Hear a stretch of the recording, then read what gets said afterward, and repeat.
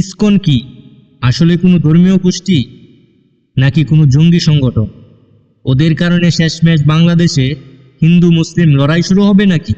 ওরা আসলে এখন কি চাইছে? শুনুন, সত্যি করে বলি, ইসকনের আজকালচার অর্থাৎ বর্তমান আচরণ কর্মকাণ্ড দেখে মনে হচ্ছে এটা আসলে একটা হিন্দুত্ববাদী জঙ্গি সংগঠন। বিষয়টা খুব জরুরি মনে হলো। ওরা অনেকগুলো অঘটন ঘটিয়েছে এই মাটিতে। প্রশ্নটা হঠাৎ আজকে সকালবেলায় মাথায় খেলল। বাংলাদেশি নাগরিক হিসাবে এমন প্রশ্ন মাথায় আসা মোটেও অযৌক্তিক নয়।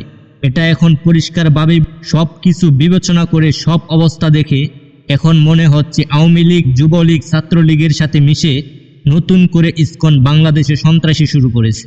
বিগত 15 থেকে 16 বছর হাসিনার আমলে ওরা কোনো শব্দ করেনি কোনো রকম অন্যায়, অনাচার, অবিচারের বিরুদ্ধে। কিন্তু এখন হঠাৎ কি এমন হলো ওদের? শেষমেশ সেনাবাহিনী ও পুলিশের গায়ে হাত দিতেও ইসকনের বাঁধল না। আসলে মূল কথা হচ্ছে ইসকন সংগঠনটি বাংলাদেশে সক্রিয়। এদের কাজ হচ্ছে দেশে হিন্দু ধর্মের প্রচার ও প্রসারণ ঘটানো। এই ইসকন বাংলাদেশে আসে 1970 সালের দিকে এবং বাংলাদেশে প্রথম ইসকন মন্দিরটি 1972 সালে ঢাকায় প্রতিষ্ঠিত হয়েছিল। তারপর থেকে ইসকন সারা বাংলাদেশে 61টিরও বেশি মন্দির ও কেন্দ্রসহ বাংলাদেশে বৃহত্তম ধর্মীয় সংগঠন পরিণত হয়েছে। হিন্দুদের এক দেবতা আছেন যার নাম শ্রীকৃষ্ণ। তিনি আবার সকল দেবতার মধ্যে সবচেয়ে বড় দেবতা। ওনাকে আবার বলা হয় ত্রিদেব বা 3 দেবতার মিলিত শক্তি শ্রীকৃষ্ণ, যাকে হিন্দুরা শ্রীকৃষ্ণকেই ঈশ্বর বলে থাকে।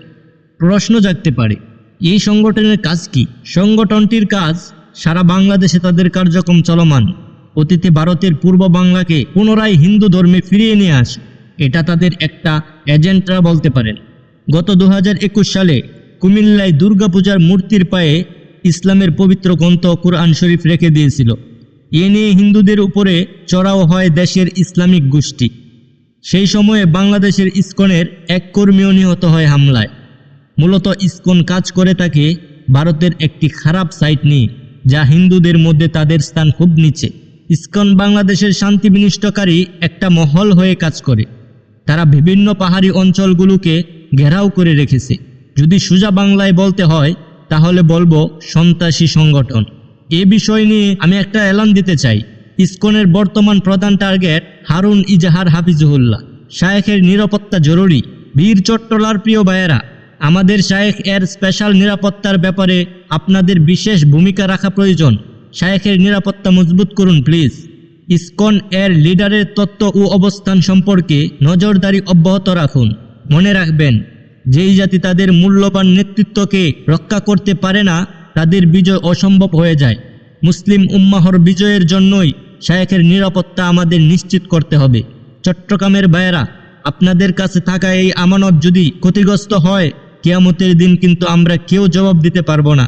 তাই হে মুসলমান জনগণ, হে দেশপ্রেমী যুবক, তোমরা দেশকে জীবন দিয়ে স্বাধীন করেছো, আবার জাগ্রত হও।